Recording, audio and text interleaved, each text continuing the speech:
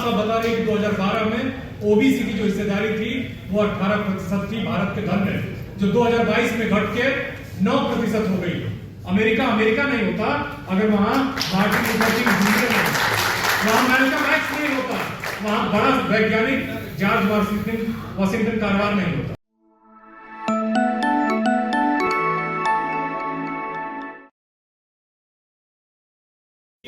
जो caste census है वो मास्टर की है सबके साथ रहना, चाहे वो माइनॉरिटी हो, चाहे वो एससी हो, चाहे वो एसटी हो, चाहे वो ओबीसी हो, इसी से वो रास्ता खुलता है।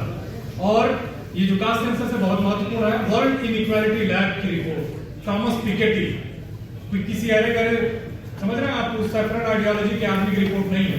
वो साफ साफ बता रही है कि 2012 में ओबीसी की जो हिस्सेदारी थी वो 18% थी भारत के धन में, जो 2022 में घट के 9% हो गई। 84 पेज की रिपोर्ट आप पढ़िए, डाउनलोड करिए, गूगल पर अवेलेबल है। एससी एसटी की 2012 में आबादी है 25% एससी एसटी की, 2012 में 1.8 था, बढ़ के केवल थोड़ा सा 2.3 हुआ।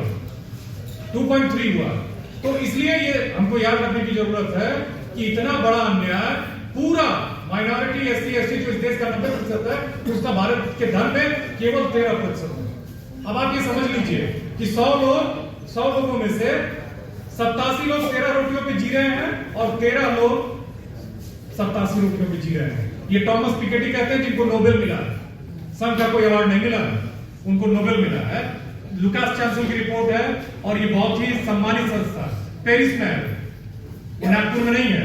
मैं ये भी कहना चाहता हूं दो चीजें हमारे साथी ने कही, लक्ष्मण जी ने, एक्चुअली ओबीसी के साथ समस्या क्या है, दलित समाज के साथ कोई कंफ्यूजन नहीं है, जैसा रतनलाल जी कह रहे थे, उसके साथ कोई कल्चरल कंफ्यूजन नहीं है, एकदम क्लियर है। ओबीसी को अपनी कल्चरल जो एक कैटरैक्ट है ना, वो काटना होगा, वो जो मोतियाबिंद है उससे पार आना होगा।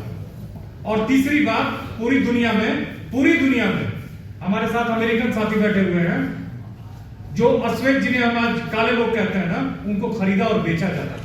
अभी जो ओलंपिक हुआ उसमें अमेरिका के लिए जितने मेडल जीते उसमें सबसे ज्यादा उन्हीं मजबूत शरीर वाले काले लोगों ने जीते।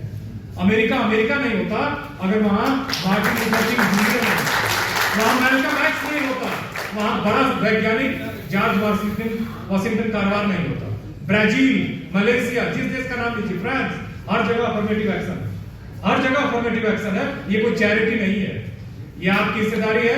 आप बिना रोटी के जीना चाहते हैं तो जीए, लेकिन ये ध्यान रखिए कि आपको अपनी हिस्सेदारी लड़ के लेनी होगी। कोई किसी को कुछ देता नहीं है, आपको लेना होगा।